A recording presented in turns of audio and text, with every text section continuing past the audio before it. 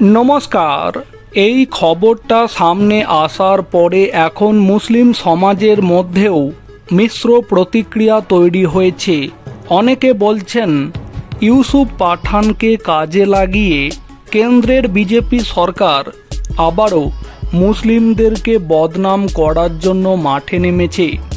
আবার অনেকে বলছেন ইউসুফ পাঠানের কাছে দেশের হয়ে কাজ করার আবার একটি বড় সুযোগ চলে এলো। বিদেশের মাটিতে সন্ত্রাসী পাকিস্তানের মুখোশ খুলে দিতে প্রধানমন্ত্রী নরেন্দ্র মোদীর ভরসা তৃণমূল সাংসদ ইউসুফ পাঠান। বহরমপুর লোকসভা কেন্দ্রের এই সাংসদকে কেন্দ্রীয় প্রতিনিধি দলে যোগ দেওয়ার প্রস্তাব দেওয়া হলো কেন্দ্রের তরফে।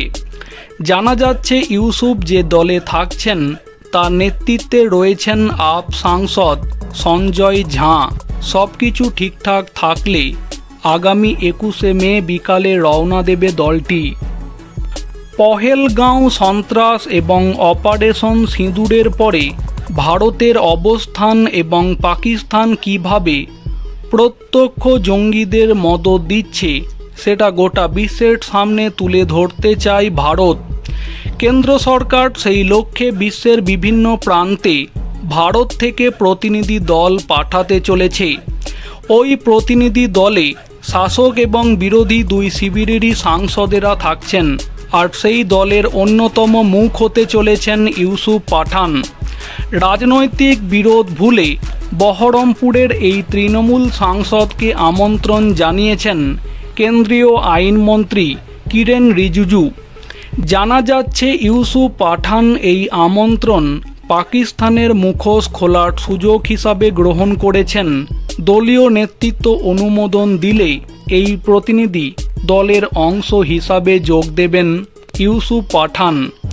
সূত্র অনুযায়ী খবর, গোটা বিশ্বের কাছে পাকিস্তানের কুকীর্তি তুলে ধরতে 7টি দল পাঠাচ্ছে কেন্দ্র।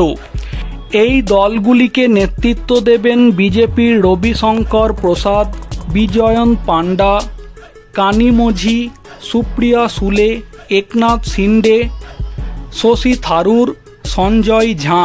জানা যাচ্ছে সঞ্জয় ঝায়ের 9 সদস্যের দলে রয়েছেন ইউসুফ। সবকিছু ঠিকঠাক থাকলে আগামী 21শে মে দলটি রওনা হওয়ার সম্ভাবনা আছে।